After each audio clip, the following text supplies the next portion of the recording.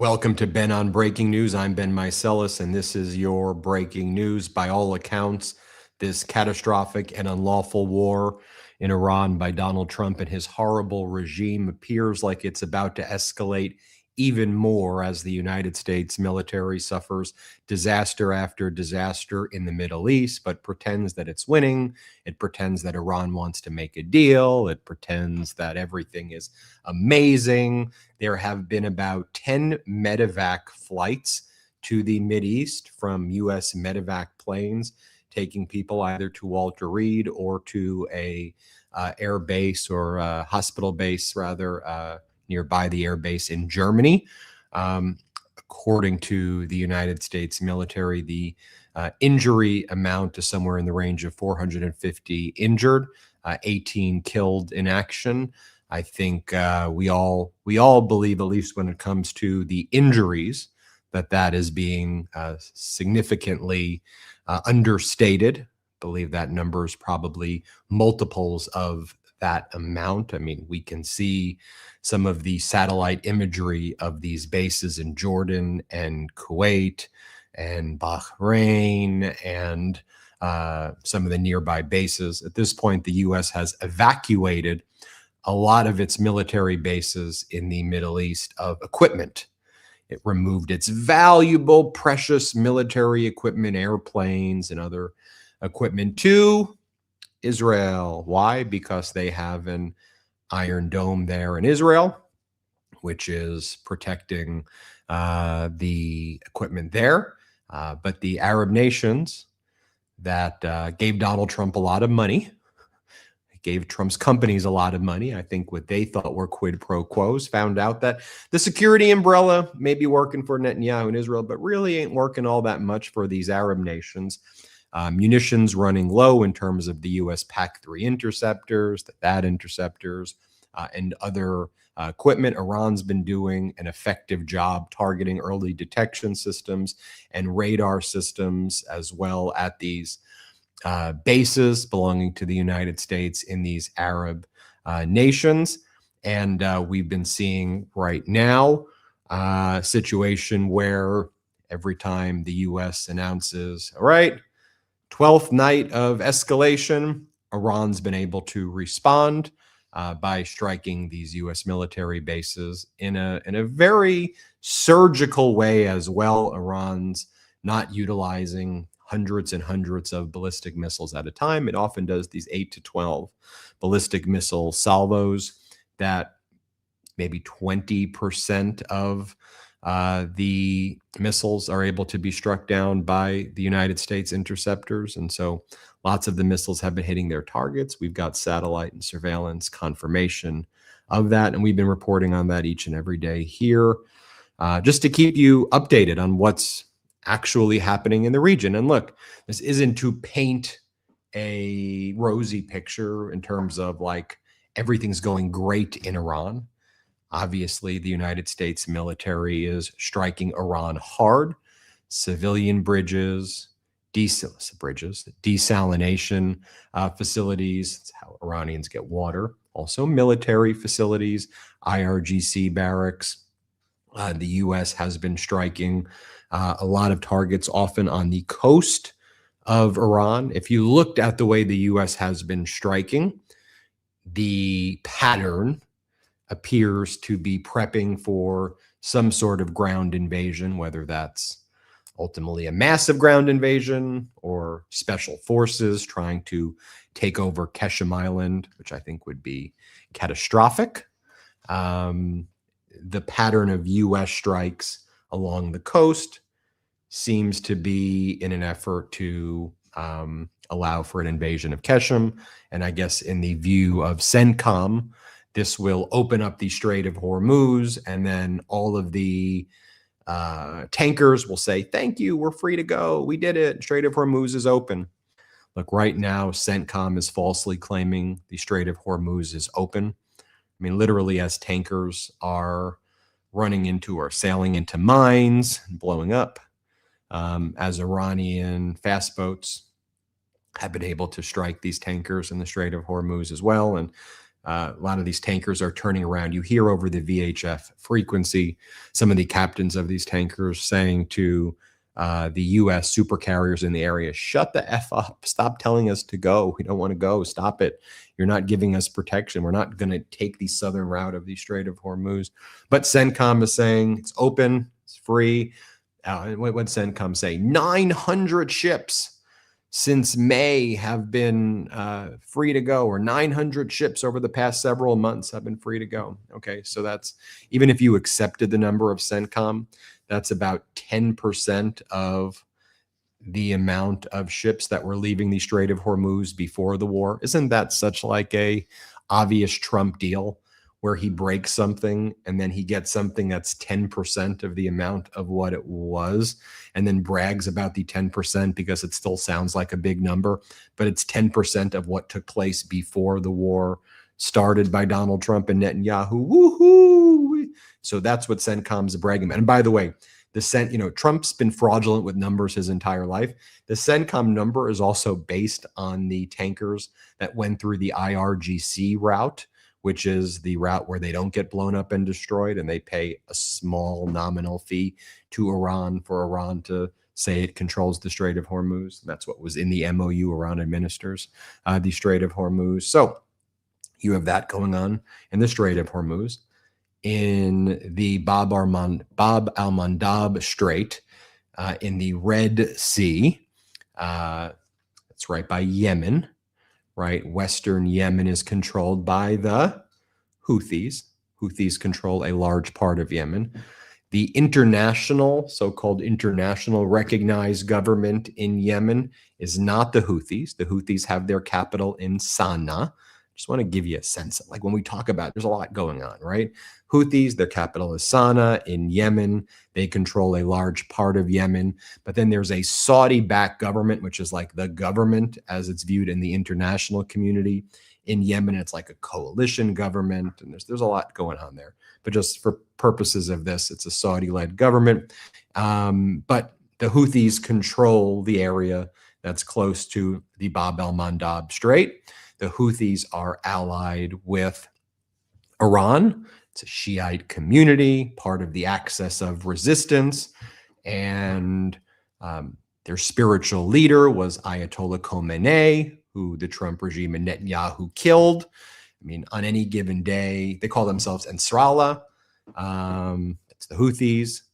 And on any given day, when the leader, al-Houthi, when he speaks, he doesn't go out and talk all that much, but you'll have, hundreds of thousands of people, show up in the area. And, you see these images of just massive amounts of people. It looks a lot like Ayatollah Khomeini's, funeral proceedings, and that goes on a lot in Yemen. But in any event, the Houthis, remember back in 2025, the Houthis were controlling a lot of the Red Sea. And then remember the whole Signal Gate issue, where one of the first wars that were taking place was actually against the Houthis. And then Donald Trump, then there was unusual things that were happening. Remember back in May 2025? I know there's so much stuff with the Trump regime happening that people forget a lot of these things.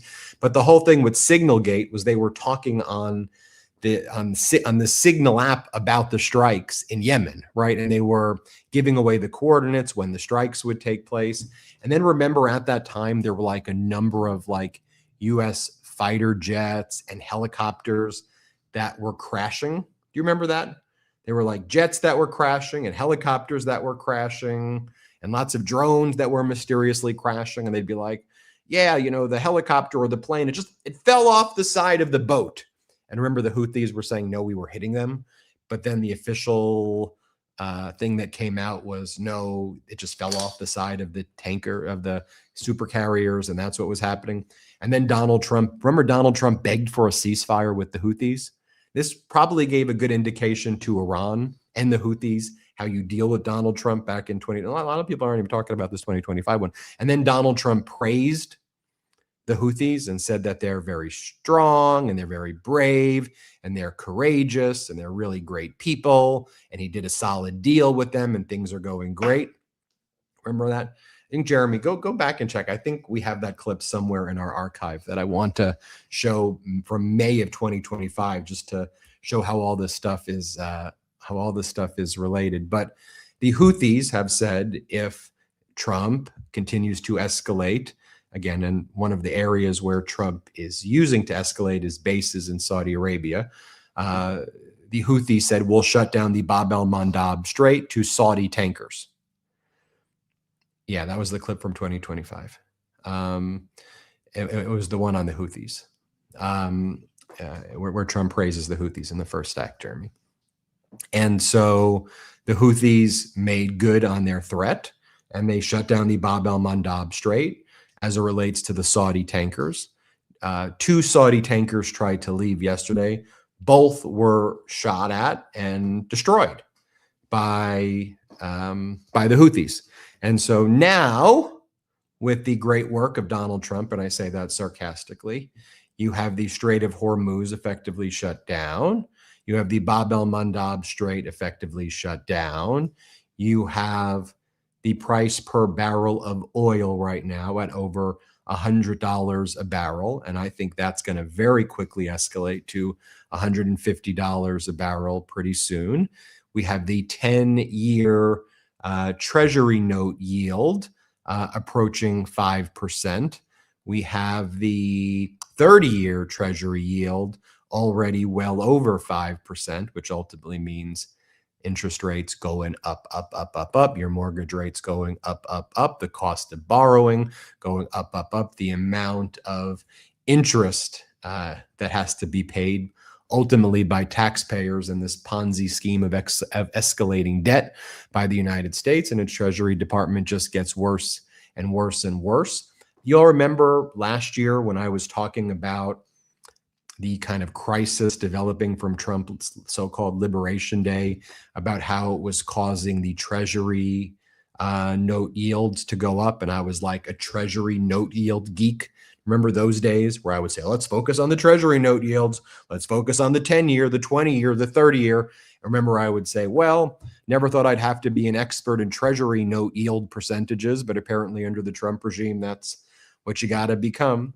Well, now we're also collectively as a community experts in the Bab el-Mandab Strait, the Strait of Hormuz, the crack spreads, the delta between your price of crude and your refinery price. And by the way, the crack spread continues to go up, up, up, while the price of crude goes up, up, up, which ain't good, because that means the refineries ultimately sell to the gas stations. So those prices keep going up.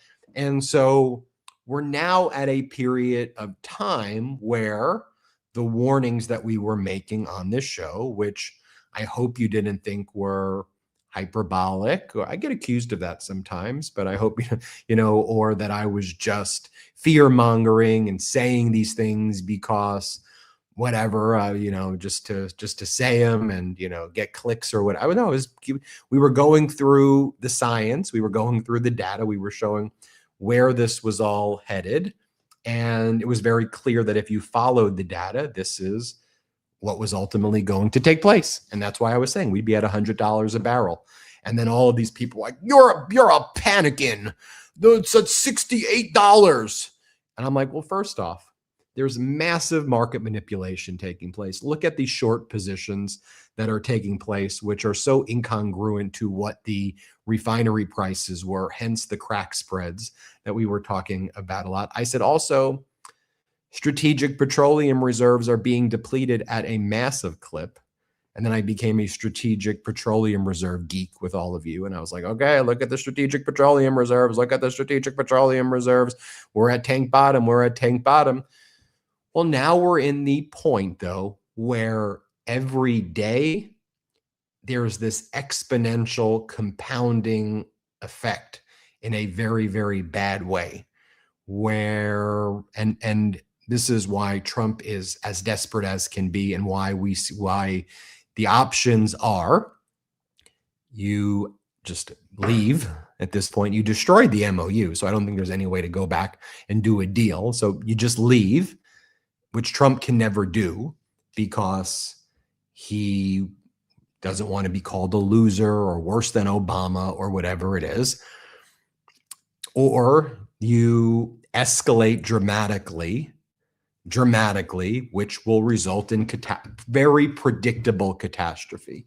History often seems complex, but sometimes, I would reflect with all of the complexities in history. How is it sometimes that on a 8th grade social studies exam, the answer could so easily be true or false, or A, B, C, or D? How did America ultimately get destroyed and go bankrupt and suffer a great economic depression in 2026, 2027?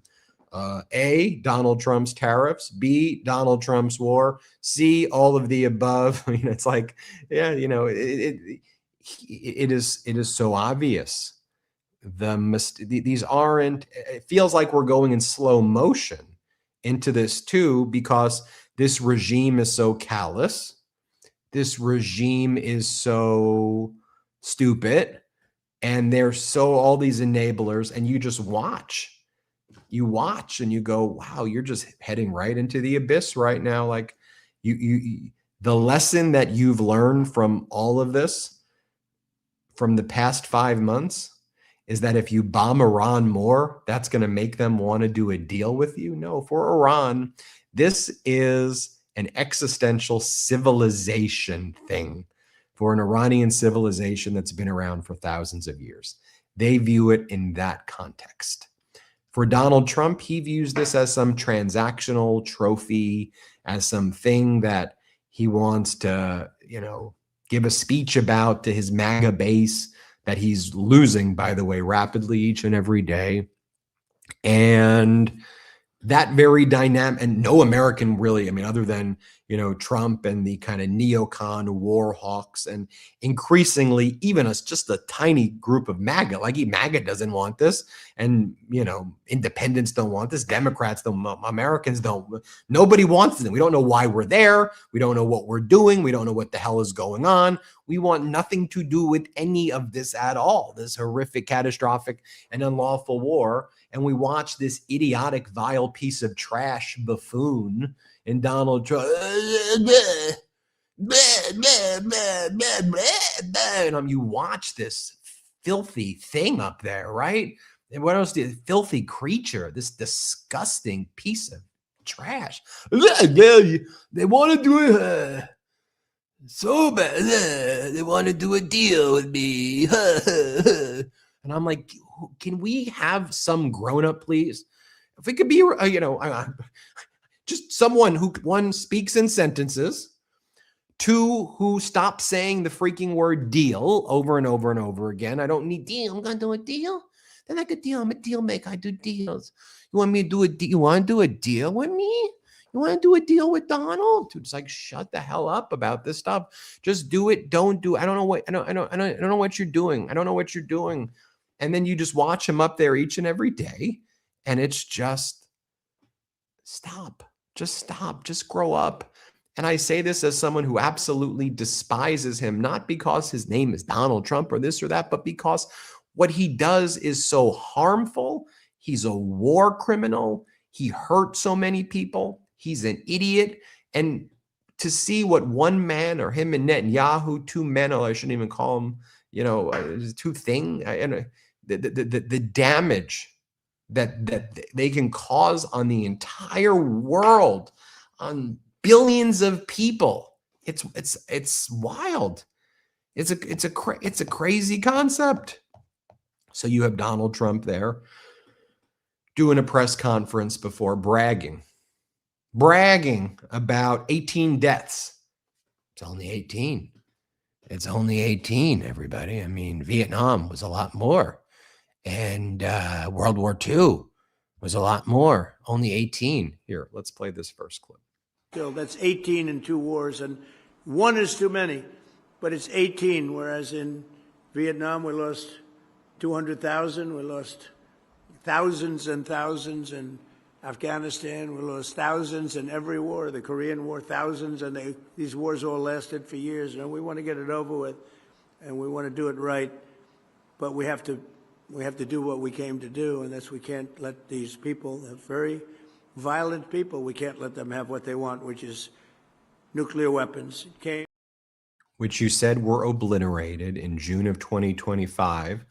And now you're giving nuclear enrichment capability to Saudi Arabia, who were instrumental in killing US journalists and involved in 9/11. So the Saudis get nuclear material.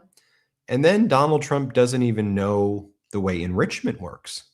And again, this is my thing. This isn't a Democratic thing, a Republican thing, an independent thing. Could we just not be a stupid thing? I feel like it's one of the Dr. Seuss books that I read to one thing, two thing. Let's not be a stupid thing, right? That I read to my almost 2-year-old baby girl. Pull up, Jeremy, the social media post that Donald Trump made this morning about Saudi Arabia. Yesterday, Donald Trump announces that he's doing a deal with Saudi Arabia to give them nuclear enrichment capabilities, right? There didn't seem to be any strings attached to it. It was just announced that that's what was going to happen. Today, Donald Trump announces the following. The civil nuclear deal, there will be no enrichment of material being made between the United States Department of Energy and Saudi Arabia, which pertains only to non-military use, such as the ones that Iran and UAE and others already have, will be approved, but is totally subject to Saudi Arabia joining the very respected and successful Abraham Accords. The United States is not opposed to civil, non-enriched nuclear facilities. Thank you for your attention to this matter. Donald J. Trump. Let's go to me for 1 second, Jeremy, then I'm going to put it back up in a second.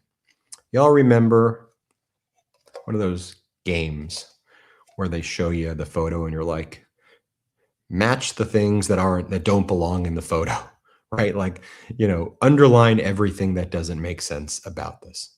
So now put it back up, Jeremy. Just think about this statement. This is supposed to be the commander-in-chief of the United States. There will be no enrichment of material. Do you know the way civil nuclear facilities work, Donald? The difference between weapons grade and non-weapons grade is how it is blended, whether it is down blended, diluted, and the percentage of enrichment. Certain percentage makes it weapons grade, certain dilution keeps it away from that. The whole point behind the JCPOA and what would have been the nuclear talks here, and this is what the Omani foreign minister was saying that the Trump regime didn't even understand during the mediation that took place in February, were the concepts of down blending. And that was one of the reasons that Trump went into this war with Netanyahu, because they don't understand the way nuclear material works. Again, I don't care if you're a Democrat, a Republican, or an independent. Okay, the issue of what makes nuclear material weapons grade versus non-weapons grade for civilian use is the percentage of enrichment that ultimately takes place. And so what Iran was conveying at the mediation in February was that it was agreeable to all down blending and dilution procedures with oversight to make clear that they would not have weapons grade. To which the Trump said, they're keeping it enriched. Yeah, because that's uranium. That's how civil nuclear facilities work. It is uranium. It is the percentage that makes it weapons grade ultimately. Go back to the graphic, though, for a second as well. But then in this graphic, in this post by Donald Trump, he says Saudi Arabia will have non-military uses, such as the ones that Iran and UAE already have. Okay. One thing, two things, stupid thing, confession thing, right? That's this Dr. Seuss page. So you're admitting right here that Iran has it for non-military uses. So you are admitting that you went to war, that you are a war criminal, that you went to war on false pretenses in that very social media post. That's because you say that they have for non-military purposes, which is what Iran always said. And you're admitting it in this post. And you then claimed previously that you obliterated any ability for them to make it weapons grade back in July 2025 or June 2025. Okay, we read on, but it says it's subject to Saudi Arabia joining the very respected and successful Abraham Accords. Now, that's the deal with Israel for Saudi Arabia to normalize relations with Israel. Now, Saudi Arabia has already made it very clear they don't want to do that until there is a Palestinian state. Now, whether MBS wants to do it or doesn't want to do it, MBS realizes if he enters into the Abraham Accords, he will be toppled if there is not a Palestine recognized by his people, by his population in Saudi Arabia. So MBS has made it very clear he's never joining the Abraham Accords. Remember many months ago, before the MOU, when Donald Trump was saying, if you want me to do a deal, you have to join the Abraham Accords. Remember, Saudi Arabia and everybody else on the call, MBS, they all went silent because they don't want to join this because Israel's committing a genocide in Gaza and Israel's committing a genocide in Lebanon. They don't want to join it until that stops, until there's a Palestinian state that's recognized by Israel and the United States and the world. That's what Saudi Arabia's position is. I don't believe that Saudi Arabia should get any sort of preferential treatment over non-nuclear, just because they have a quid pro quo deal with Trump, over civilian use nuclear weapons. Is it proximity to Donald Trump that gets it? I don't like the idea of Saudi Arabia. I don't like the idea of nuclear proliferation in general. I understand the use of civilian nuclear energy. I think there are ways to address it and deal with it. But what Donald Trump is doing here now, this is why I've always said Trump can't do deals. What was the point of all of this? How he's now made everybody less safe. He probably now, if you're Saudi Arabia and you see that statement like that, I'm not joining the Abraham Accords. What are you even doing? Saudi Arabia is just going to be like, all right, we're going to move closer to China. So even the thing that Trump purportedly wanted to do, which is a very dangerous thing to do, he now makes a stupid post where he shows he doesn't even understand the way enrichment works. He's now undermined himself here. He's undermined the relationship with Saudi Arabia and pushed them closer to China anyway. And then I don't even understand why would they announce that yesterday and not include this provision? Like, where's Congress? Where are people? Where's anybody? These things. We're talking about nuclear. Okay, we're talking about things that have the capability to end civilization as we know it. This isn't something that you just throw around and go, oh, nuclear, everybody, right? Like, this is real. This is real stuff. You're just playing with nuclear. You're just, okay. I want you, MBS, to join the Abraham Accords now. Will you do it for me, MBS? Oh, yes, Donald. I will definitely join the Abraham Accords and have my entire kingdom be toppled as a result. Yes. Yes, Donald, because you truthed it. You did it via truth. Yes. That's what I mean. This whole situation is idiotic. This should not, again, this is not a political, this is not me, vote for this guy, vote for this gal. Ain't that. It is the person is unfit to be in office, and it's not even close. And that's an example of it. And now that person who doesn't understand the most basics of the way enrichment even works is moving the country and the world into a world war. It's not hyperbolic. The world is at war right now. And now even the UK having more of its bases used in the Royal Air Force Base, which Iran says, okay, well, now you're fair game in the UK. You're fair game as well now. Because we saw those B-1s being used in the UK. War is raging with Russia's invasion of Ukraine. War is raging in the Middle East and spreading. Yemen to the Red Sea and beyond. And Donald Trump's out there. I hereby declare via this truth that if Yemen doesn't henceforth stop blowing up ships, I'm very disappointed in you, Yemen Houthis. I'm very disappointed in you. It's like, get somebody serious in this office. Get a serious grown-up and adult in this office. This deranged apprentice dystopian reality show needs to stop. It really does. It really does. By the way, it's what we talk about in WTF America. Pre-order right now. I think somewhere there's a QR code or somewhere in the description. Pre-order at WTF America. Take our first quick break. We'll be right back. We got a lot to discuss when we come back.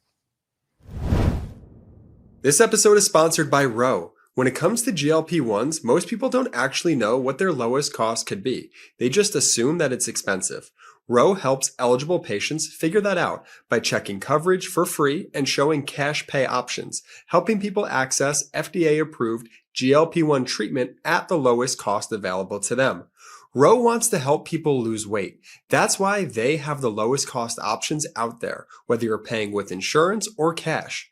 Ro's free insurance checker makes it easy to see if you're covered. Just submit your insurance card and Ro handles the rest. No paperwork, no waiting on hold, no confusing phone calls. If insurance doesn't cover treatment, there are still options.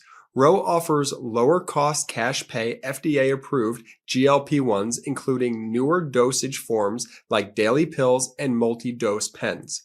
Ro offers a multi-month membership option in addition to multi-month medications that help members prepay and save on their GLP-1 medications. Just another way Ro is working to increase access to this life-changing medication. Join the over 1.5 million people who've trusted Ro on their weight loss journey. I use this and you should too. Go to ro.co/Meidas to see if you qualify. That's ro.co/Meidas to get started on Ro. Go to ro.co/safety. That's ro.co/safety for boxed warning and full safety information about GLP-1 medications. You know, it's funny what I decide to get picky about. The last time I got coffee, it took me about 5 reviews before I landed on my spot. But life insurance? Well, most of us took the first quote that we got and called it done. SelectQuote is a life insurance broker that does the homework for you. Their licensed agents shop over 100 policies and find you a better rate for free. With SelectQuote, getting life insurance is fast, free, and easy. The whole process takes about 15 minutes. Answer a few questions, their agents shop the carriers for you, and you get your quote tailored to your specific situation, even if you've got something like high blood pressure or diabetes. And you'll save an average of 30%. So let's do the math on that. If a policy costs $150 per month, 30% off is $45 a month back in your pocket. Over a 20-year term, that's more than $10,000. SelectQuote has been doing this for over 40 years. 11,000 reviews on Trustpilot, rated excellent. Listen, putting off life insurance could get really costly. Also, it messes with your peace of mind. Now that I know that my family is covered, I can sleep more peacefully at night. Get your free quote at selectquote.com/Meidas. That's selectquote.com/Meidas, selectquote.com/Meidas. They shop, you save. After checking how much I spent eating out last month, I was honestly shocked. Switching to Home Chef has been a game changer. Home Chef has even worked with renowned chefs like Gordon Ramsay to bring restaurant quality recipes straight to your kitchen. So not only am I saving money, but I'm also cooking meals that feel like I have a personal chef at home. Home Chef makes cooking simple, fresh food delivered, easy recipes to follow, and meals that actually taste great. Take the stress out of your week with convenient weekly deliveries that keep your fridge stocked and eliminate meal planning and grocery runs. No long shopping lists, no complicated prep, and best of all, easy cleanup. It's perfect for busy schedules. Whether you need a 30-minute meal, an oven-ready tray, or even a quick microwave lunch, Home Chef has you covered. And it's not one size fits all. Home Chef has over 30 meal options each week with choices for different tastes and dietary needs, including calorie conscious and even GLP-1 friendly meals. Home Chef's GLP-1 friendly meals also make it easy with pre-portioned ingredients and dietitian approved nutritional guidelines. They're packed with protein and rich in fiber to help promote fullness, appetite regulation, and blood sugar stability without compromising the variety and flavor. And people really love it. Home Chef is rated #1 by users of other meal kits for quality, convenience, value, taste, and recipe ease. I love their beef asparagus risotto. It's delicious. You have to try it today. Customers say they spend less time planning, shopping, and prepping meals. Plus, it's affordable. Home Chef customers save an average of $86 per month on groceries. For a limited time, Home Chef is offering my listeners 50% off and free shipping for your first box plus free dessert for life. Go to homechef.com/Meidas. That's homechef.com/Meidas for 50% off your first box and free dessert for life. Homechef.com/Meidas. Must be an active subscriber to receive free dessert. Good to see you, Jordy. By the way, after the brother show tonight, 5 Pacific, 8 Eastern, we're going to be talking about WTF America, the book. We're doing a Patreon special, patreon.com/MeidasTouch. And you can ask us questions about the book, what's in the book, what the chapters are like. And so check it out. And if you've pre-ordered, write WTF already in the chat below. And hopefully I see you on the Patreon chat tonight, patreon.com/MeidasTouch. Really excited to see you all. And look, I just want to take a step back as well for a moment, though, and recognize these are very difficult times. And I understand how difficult this must be for all of you, whether you're here in the United States or whether you're abroad. This is not a game. This is not a experiment or some reality show. Although sometimes it feels like we're non-consensual participants and stuck in this dystopian, corrosive thing that Trump and the media normalize. It feels like an escape room. But, you all remember that, last week when I was playing the video on the Fight for Progress YouTube channel, and they highlighted someone from Pennsylvania who had 3 items in her fridge. You remember that? And she would talk about how I have to decide. Am I going to have 1 item in the fridge? 3 items in the fridge? What am I going to do? What am I going to do for my kids? How am I going to afford health care? I'm losing my health care. This government, with all of the stuff that's going on, is just take, hurt, inflict pain, and then the chaos every damn day. Right. And it's like, while this catastrophic war is going on as well, then what's Trump doing? Tariffing Canada 50% on hockey sticks and other items. I mean, there's a lot of exclusions from those tariffs, of course, but it is. And then whining about, oh, Canada's so unfair. Canada treats us so unfair. Canada this, Canada that. It's like, what are you whining about? Canada treating us unfairly? What do you think? The nicest people. It takes the most deranged people to think that Canada treats us bad. Like, it's truly the most deranged group of humans who are like, who we should be really angry with right now? Who? The Canadians. Why? And it is, you go back, you remember the South Park, blame Canada, and the way South Park would also mock like North Korean dictators and things like that, right? Like, we used to mock this stuff, but this is what this regime is.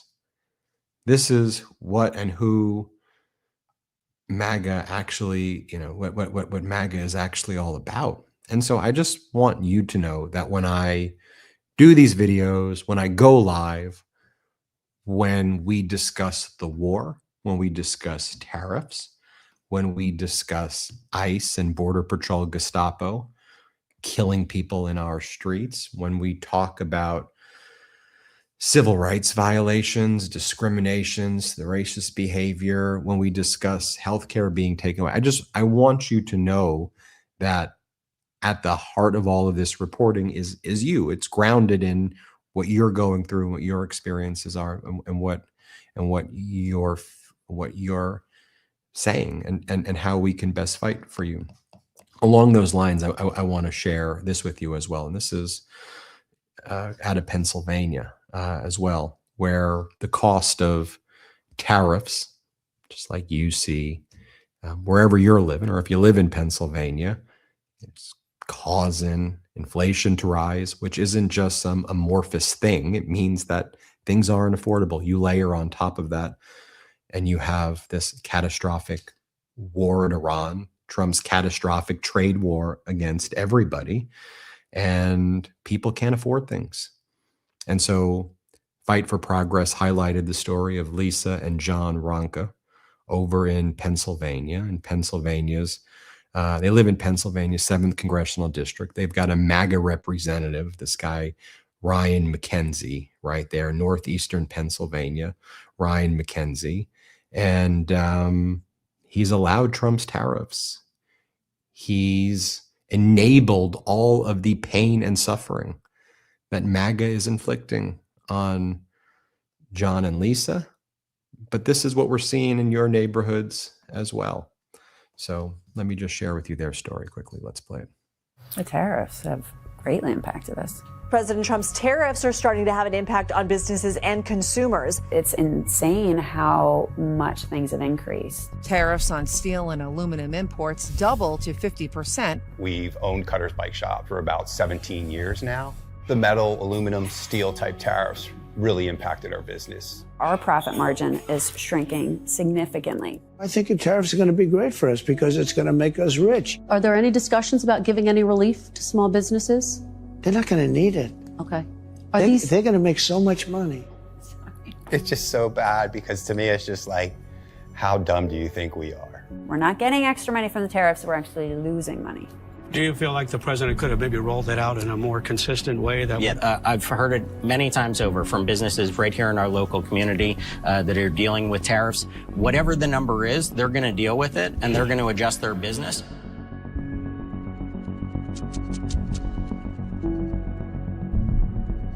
Representative McKenzie feels that we should just adjust our business to make up for the rising costs. I would love to see McKenzie walk down the street of Bethlehem. What was your reasoning behind voting for the tariffs? Did you take into effect that this can hurt a lot of small businesses in your area? You can't just continue to absorb that. You just cannot. McKenzie, kind of left us, abandoned us a little bit, and I'm not sure why. Powerful video. You can watch longer version of that at the Fight for Progress YouTube page. So after this live ends, you can search Fight for Progress, watch the full video, and will you do me a favor in the comment section, tell the folks over at Fight for Progress that Ben said hi, and you can even, if you wanted to tell him WTF America, and that'll be our code language as well. But you could tell him that Ben says hi at Fight for Progress. So I wanted to share that with you because when I watch, this press conference, for example, that Marco Rubio just had, Marco Rubio, U.S. Secretary of State. He's over at the ASEAN conference, Southeast Asian conference, on the sidelines there, where he held this press conference.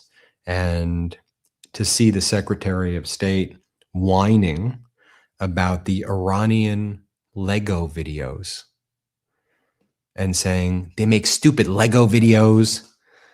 And it's like, y'all are whining about Iran's Lego videos while killing little girls in Iranian elementary schools and engaging in all of these war crimes across the world, when there are people like those people in Pennsylvania 7 that I just showed you who are suffering. What do you do?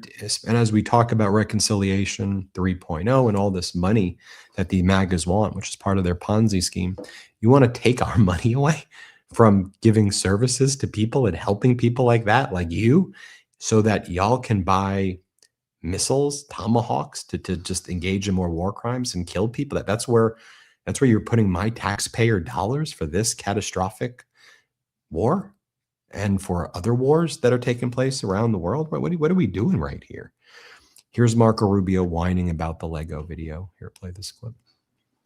Because the price they're paying is very high, despite their tough talk and their flowery language and their stupid Lego videos they put out. I've never seen them, but they put these things out on social media. Despite all that bravado, they are suffering tremendously, and they're going to suffer more until they come to their senses. They're not there yet, unfortunately. Which countries came to you? Oh, I can't tell you who told. I'm going to make them suffer more. They're not there yet. This Lego video, let's play the clip. Yeah.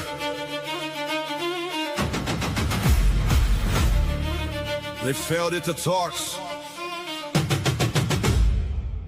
Now they want to blockade the strait. Hormuz hustle. Hormuz hustle. You want to blockade us? We are. Okay, you get the point. That's what's irritating the U.S. Secretary of State right now. That's that right there is what is on the mind of the United States Secretary of State right now. Okay, then Rubio says, but every day Iran's calling up, they're begging. They're begging me for deals. This is what you're going with, that they're begging you for deals? This is what Rubio said. Let's play it. Okay, these people who are calling us every day, begging, let's do a deal. They send us messages through other countries, third countries. I mean, they're running out of countries to send. Even I had countries here coming up to me, oh, I just spoke to the Iranians, they want to do a deal. The problem is, every time these people do a deal, they either break it or after they make it, they want to change the deal. So they're probably not ready to do a deal yet, but they will be. They will be. We bomb them more. We escalate more. And then they'll be like, Donald, Marco, we want to do a deal with you now. You before? No. But now we want to definitely do a deal with you guys. It is unfathomable to have literally the dumbest, most evil human beings up there saying the stupidest stuff. I mean, I'll show you. This is new footage earlier today by Jordan showing the moment an Iranian ballistic missile directly hit King Faisal Air Base, again, in Jordan, where numerous U.S. service members are stationed. They're calling, they're saying, Marco, Polo. Here, play this clip.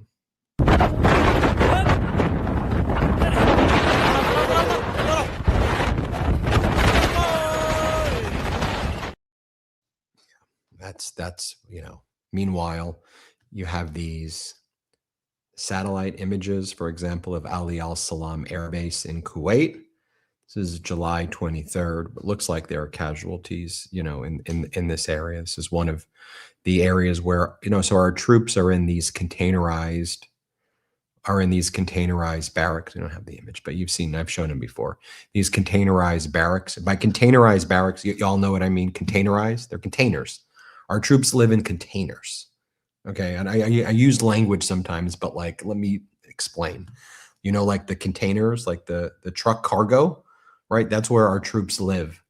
While we don't have the interceptors and the munitions to stop the Iranian strikes after we attack, Iran, if they wanted to, could attack more of these containerized barracks. But our troops basically live in the back of trucks, those cargo containers, and all in one, while you have ballistic missiles and Shahed drones raining down on them. And then our CENTCOM and Defense Department goes, minor concussions.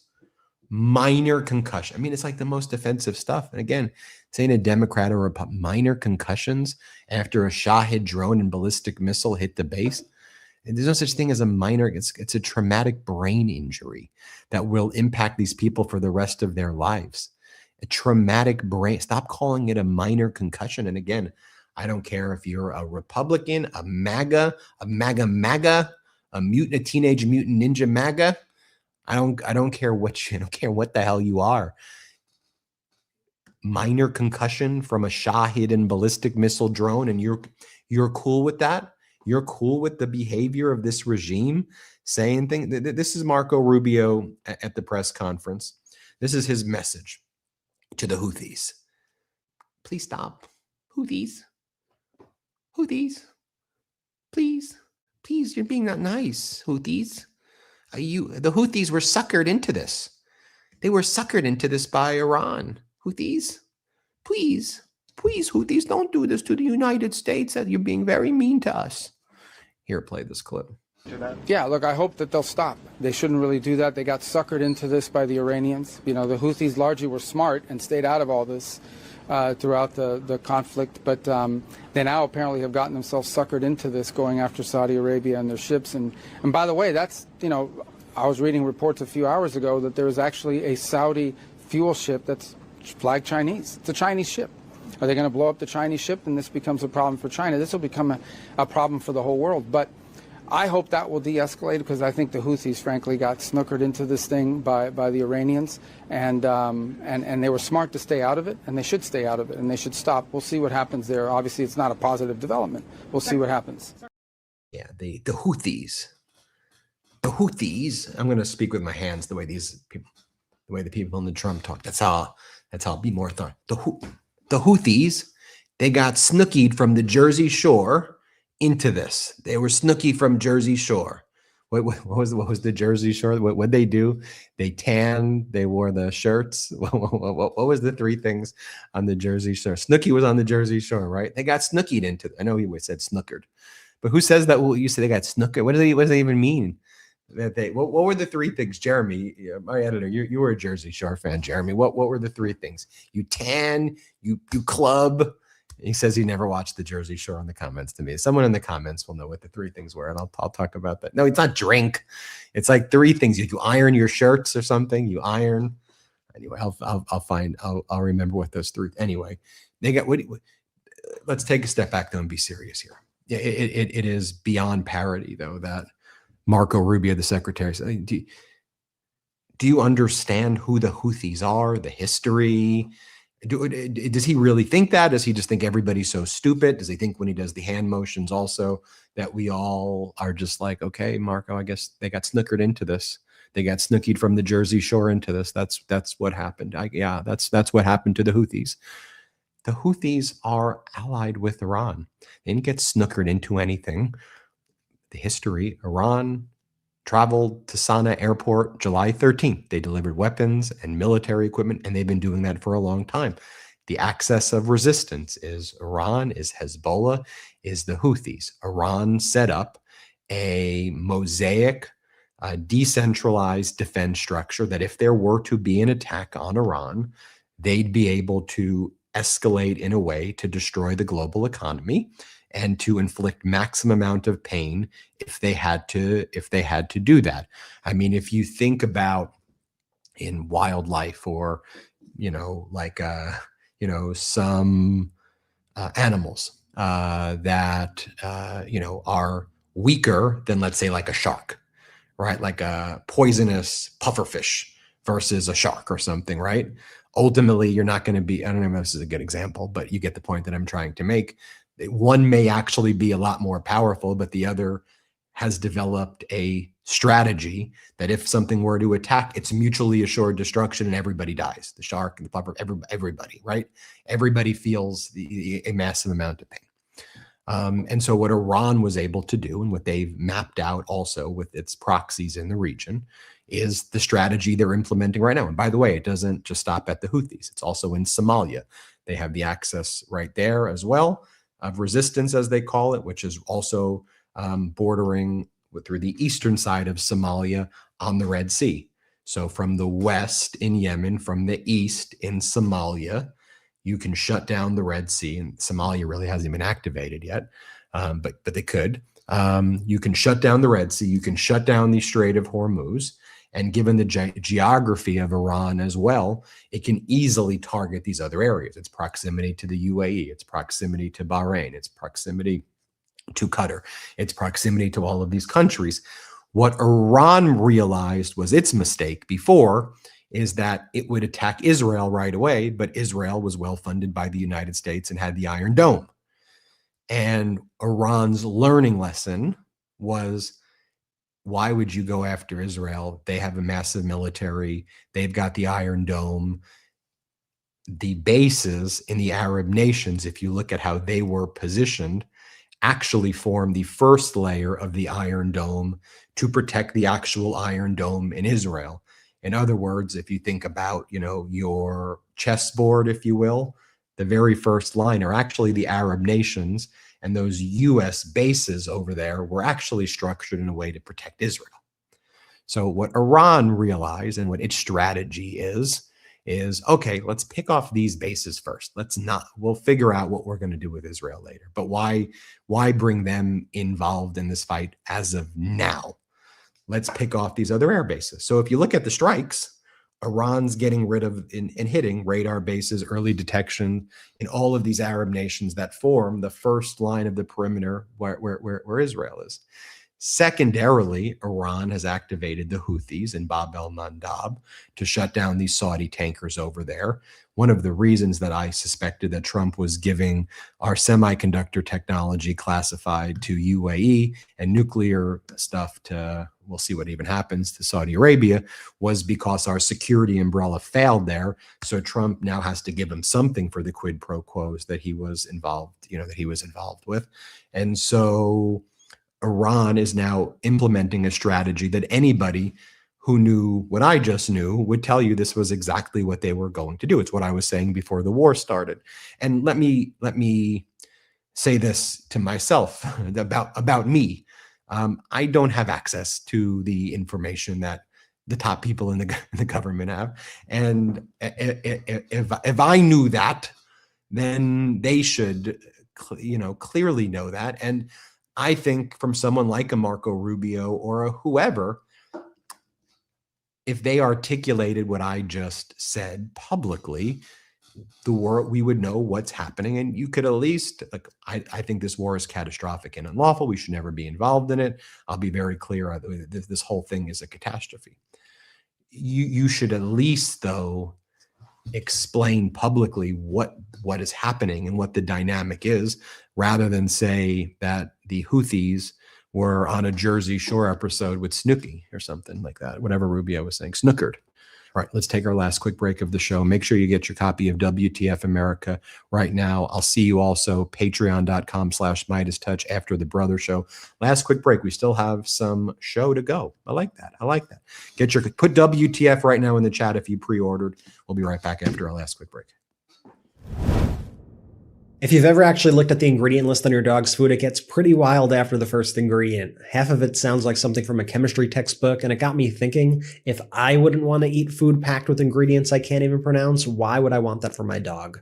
That's one of the reasons that we switched to Sundays for dogs. Sundays is different. They start with 80% plus all natural meats, then add superfoods like kale, ginger, and blueberries, and gently air drying everything instead of blasting it with high heat.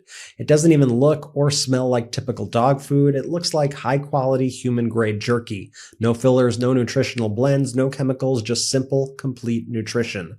It was founded by Dr. Tori Waxman, who created Sundays to meet her standards as both a veterinarian and a dog parent. And Mochi, my dog, absolutely loves it. Mealtime has become something she actually gets excited about, and I've noticed that she has more energy, her coat looks great, and I just feel better knowing that I'm feeding her real quality food. The other thing I love is, well, how easy it is. There's no fridge, no freezer, no prep, and no mess. You get the quality of a home-cooked meal with the scoop and serve convenience of kibble. It's really what dog food should have been all along.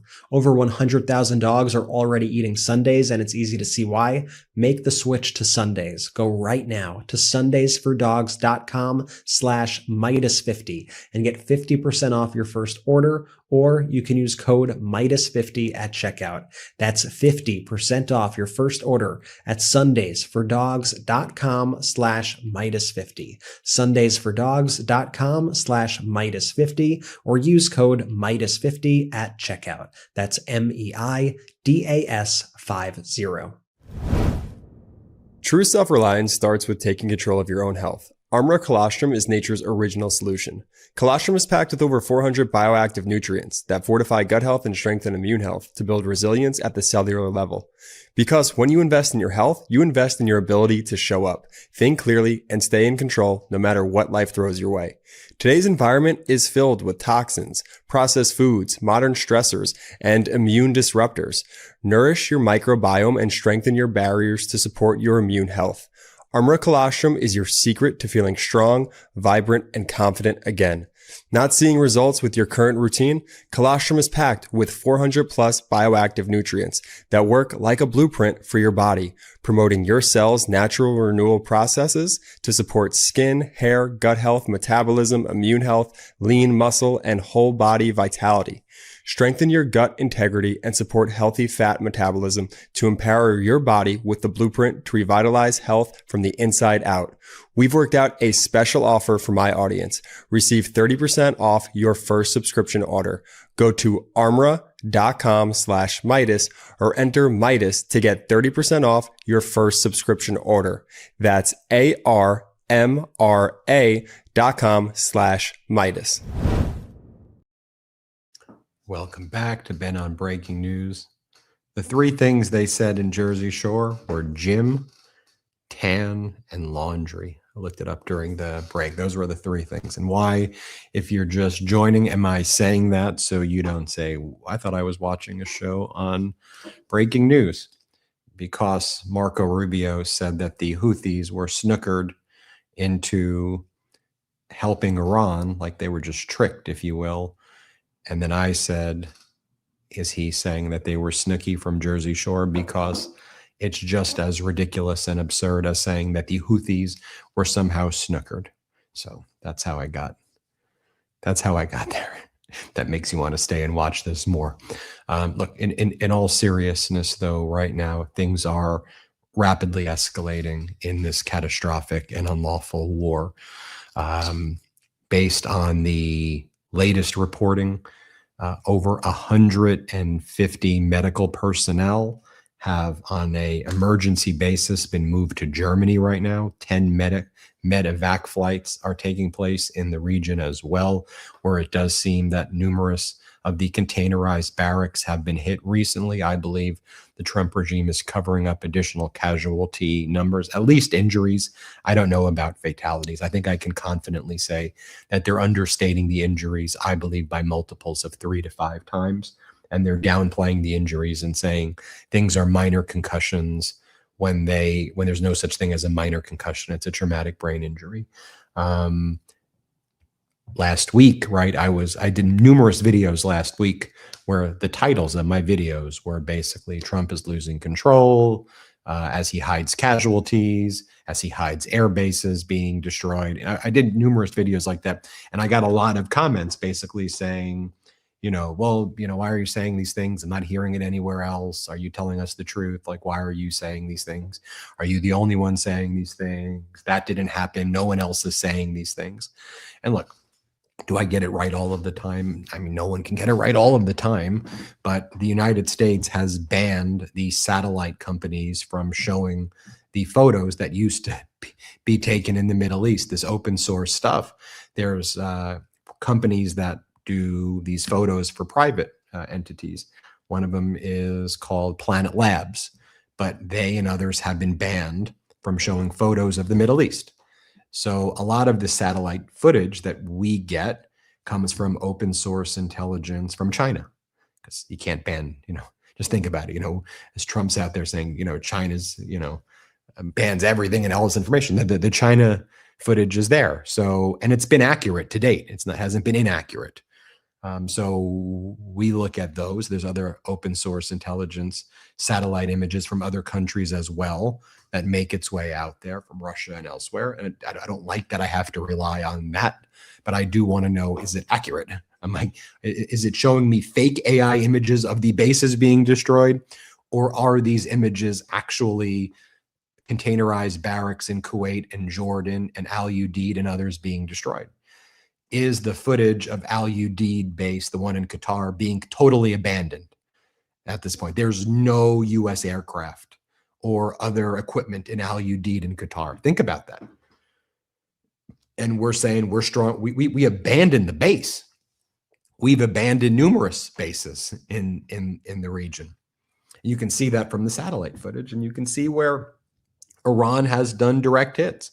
Now, sometimes the IRGC will say we killed lots of soldiers in Syria, and that proves not to be true. And I'm trying to be very careful when, just because the IRGC or Tasnim News or Mares or Fars reports on something, I don't go, well, Tasnim must be I understand very well that in the theater of war, you're going to get propaganda from Iran. You're going to get propaganda from the United States. In the past, while I think we all knew we were getting propaganda from the United States government, I at least thought that when CENTCOM would post something, it wouldn't just be worse than the Baghdad Bob type of propaganda, right? I mean, when you see what CENTCOM posts these days, well, they'll say, truth, the Strait of Hormuz is opened. It is free for everybody. Ships are sailing through and things are amazing. Do y'all remember them? Since I'm doing pop culture references, my wife had no clue what I was talking about here, but help me out on this one. Starship Troopers. Remember Starship Troopers? I think they would. They live in Argentina at the time, and they would go to war against like the space aliens and all of that. And on Starship Troopers, they would have like their CENTCOM, right? And they would have their media. Another great day for the Starship Troopers. Here's the footage from over. And they would show the footage, and then after the propaganda footage would roll, and you would actually see what's. I think I'm gonna watch that. I don't know with what time I'm going to watch. I'm going to watch it, but with my fake imaginary time, I'm going to watch Starship Troopers one of these days again. Like, what are you talking about, Ben? You're not like sleeping right now in general, but I do want to watch Starship Troopers in my make-believe life. I'm going to watch it. But then when you would actually see what was happening in the planet, like the aliens were like taking out all of and they were not winning the war, and like all of the comets. Remember, like those aliens would like launch the comets into Earth, and they always get hit, and they're like, "How'd that happen?" Between 1984 Starship Troopers and all of these things, it's absurd. It's absurd, what CENTCOM is saying. I mean, that guy Admiral Brad Cooper, the head of CENTCOM, I mean, is a clown. And lots of top military people tell me privately that they think this guy is a clown. He's beclowned himself. He wasn't before. But anytime that guy speaks and he says the stuff, that he knows will please Trump and Hegseth, I mean, it's sad, but Admiral Brad Cooper, the head of CENTCOM, is a clown. He's a liar. And I hate to say that. I really do. Because I thought CENTCOM, that was untouchable. But no, the Trump regime tainted CENTCOM, and their social media account, frankly, is less accurate a lot of times than what I read on Tasneem. That's crazy. That's absurd that I see them posting these things. I see the images, and I see CENTCOM saying the Strait of Hormuz is open. And I'm like, am I really looking at Tasneem and Mayers and Fars and these statements, and they appear to be more accurate than what CENTCOM is saying to me? CENTCOM will say no troops are killed in the region when they know the troops were killed in the region. And then you find out 2 days later there were troops killed and they were covering it up, which makes me want to go back even more, and I remember the war with the Houthis that lots of people don't talk about anymore in 2025 with the Signal chat. Remember Hegseth and all these people were communicating on this. And Mike Waltz, who used to be, in the national security advisor, and then now he became he got promoted to the ambassador of the United Nations after inviting in that Jeffrey Goldberg guy from the Atlantic onto the Signal chat, where they were like giving away the war plans. Remember what they would say back then? That the Starship Troopers would come on. Another airplane mysteriously fell off the aircraft carrier into the water. We're not sure how this happened, but Donald Trump has a plan. He's going to do a deal with the Houthis, who are very brave, very courageous people, according to Donald Trump. It has no relation to the fact that F-15s are falling off of aircraft carriers at all. America has won another war. Right? This was May 2025, what Donald Trump said about the Houthis. Let's play it. Take a look. But, we had really a very good, as you know, we had a very good outcome with the Houthis, and we honor their word. I mean, they made a commitment, and we dealt with other countries that were close to them and their surrogates. And we honor all of their words. We'll see what happens, but I think, I believe that hopefully that's over with. And they'll leave the ships alone, just leave those ships alone. But so we do. We take their word for it. It was, we hit them very hard. They had a great capacity to withstand punishment. They took tremendous punishment. And, you could say there's a lot of bravery there. That it was amazing what they took. but we honor their commitment and their word. They gave us their word that they wouldn't be shooting ships anymore, and we honor that. I want to thank you all for being. We honor him. We honor your word, Houthis. Just want to let you know, and why we so loudly and are often falsely accused of being hyperbolic is because these moments are existential. I'm going to scream from the rooftop, WTF is that? And to me, treating that as normal is actually hyperbolic in a self-defeating way, not accurately calling it out and saying WTF. You know what I mean? Like, if you go back to everything he does, it looks like that. We could talk about the reflecting pool and vandals that he makes up. You can talk about COVID like a miracle. It's all going to go away.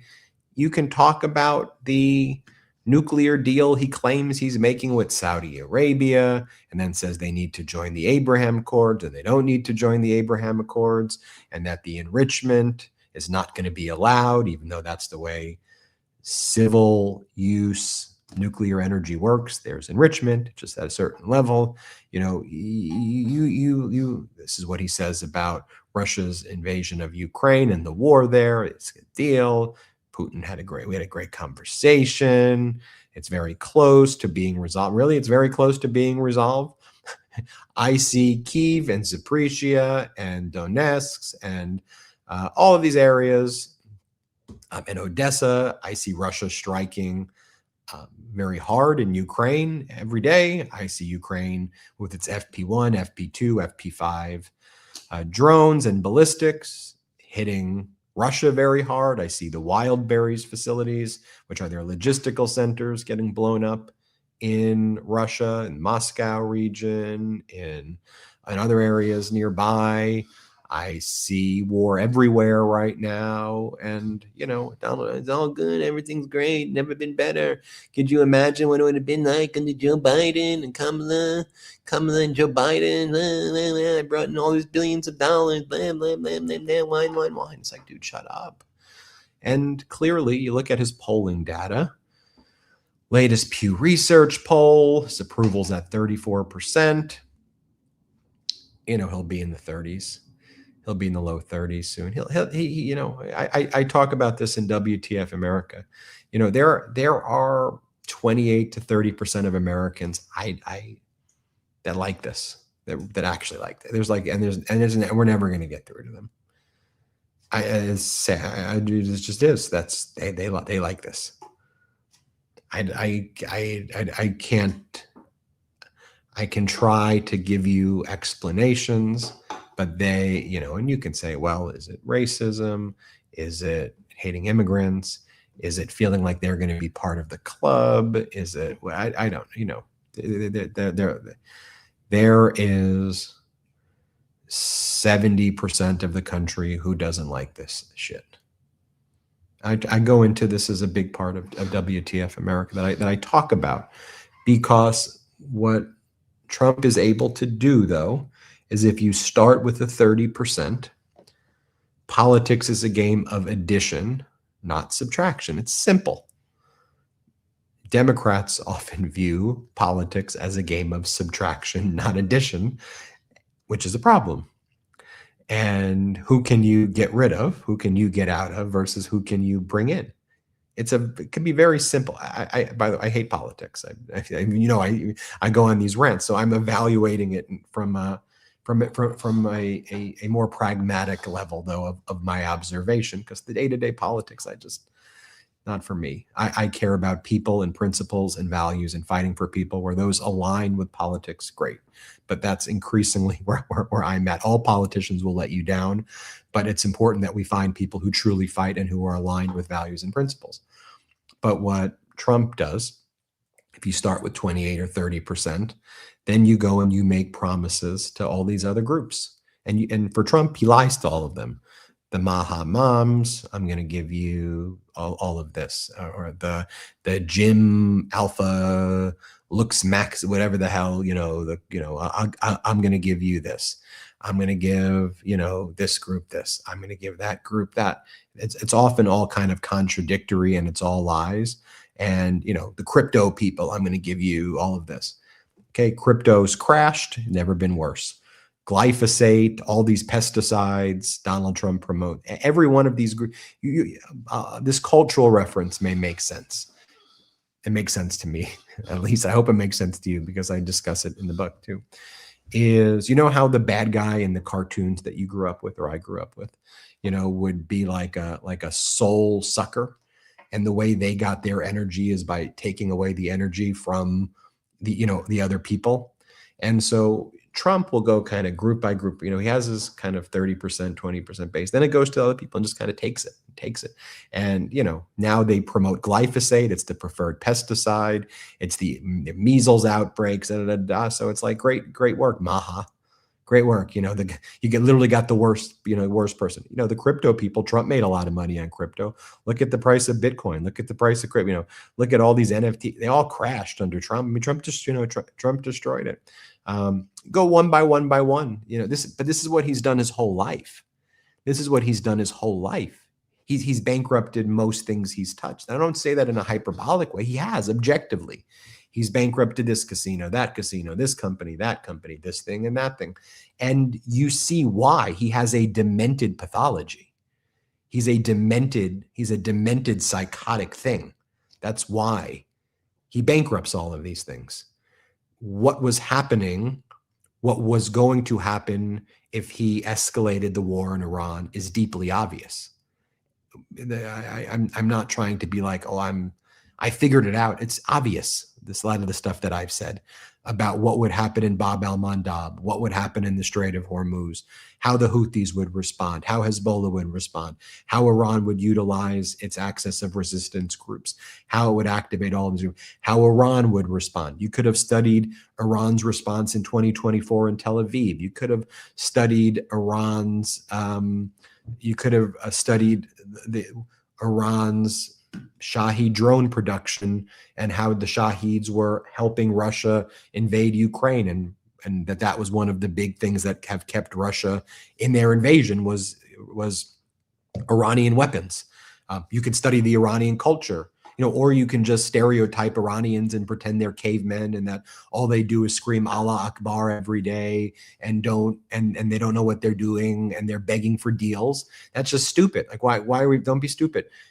Respect what the civilization is able to accomplish. Respect that they have some of the best engineering ever.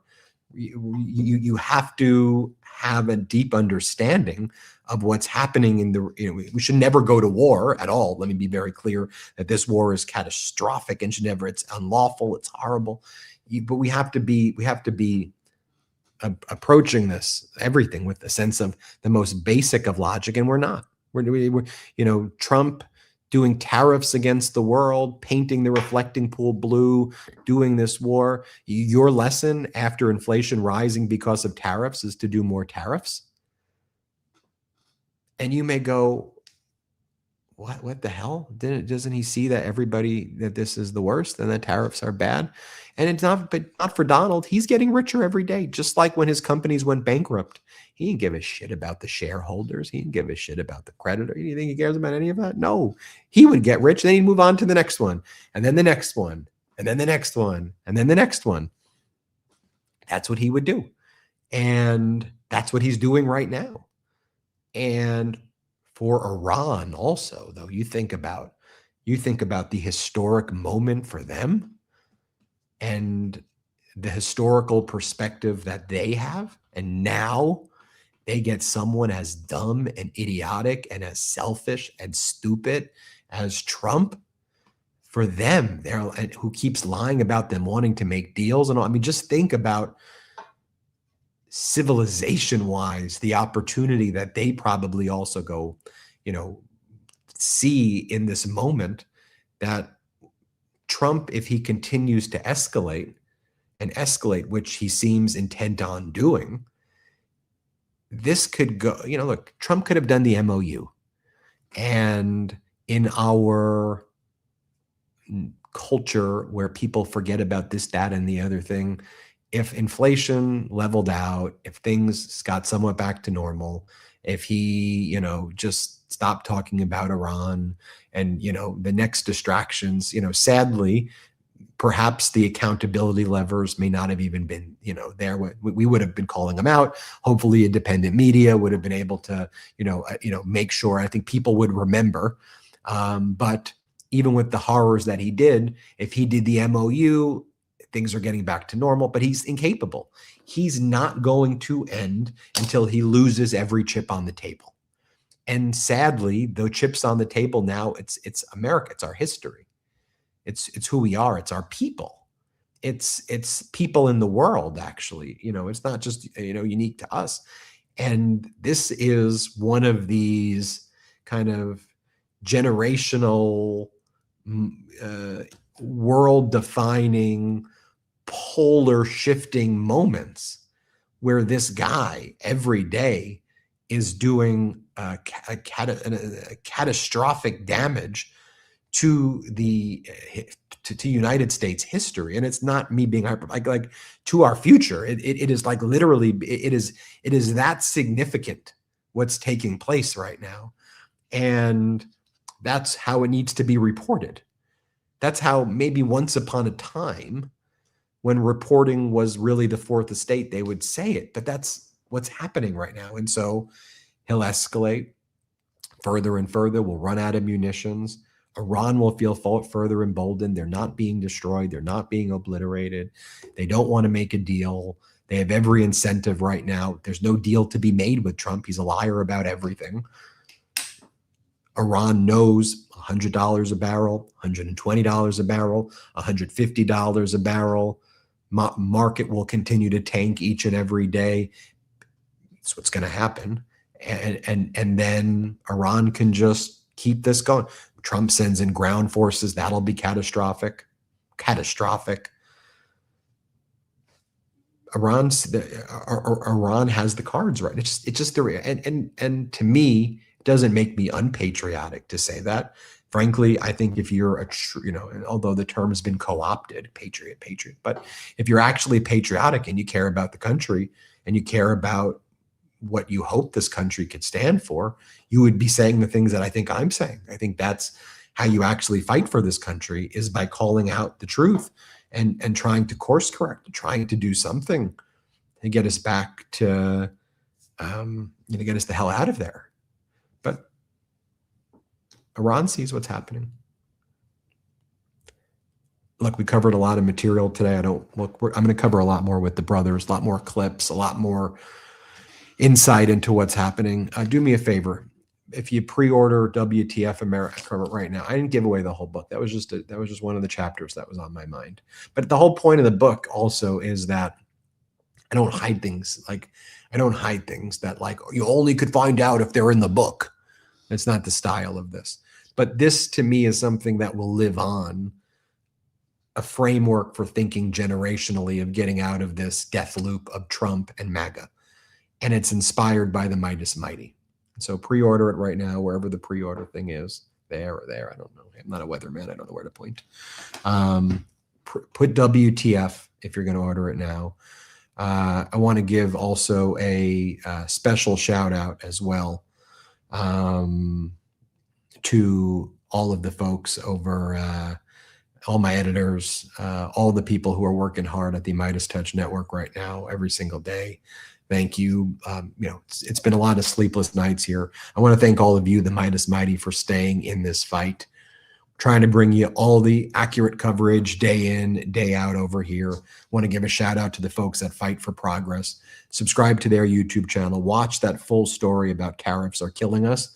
And then put in the comments that I sent you. You can even say WTF America or Ben sent us. Watch the full video. It's about 9 minutes long, and it's definitely worth your time to watch. We'll keep our coverage going throughout the day. Patreon.com/MeidasTouch as well. We'll talk about the book, behind the scenes info about the book. All right, I've been talking for a long time. What was I going to say? Gym Tan Laundry. Snooki from Jersey Shore, Jim Tan Laundry, Starship Troopers, the bad guy from Captain Planet. We covered a lot of it. It's some of this stuff is so difficult that sometimes having these references helps us, I think, digest it a little bit better and helps us communicate and convey things a little better. Thanks, everybody. I'll see you tonight. I'll see you on Patreon. Hopefully you've ordered the book. Thank you. Love you. Appreciate you. See you next time. Have a good one, everybody. Want to stay plugged in? Become a subscriber to our Substack at MeidasPlus.com. You'll get daily recaps from Ron Filipkowski, ad-free episodes of our podcast, and more exclusive content only available at MeidasPlus.com.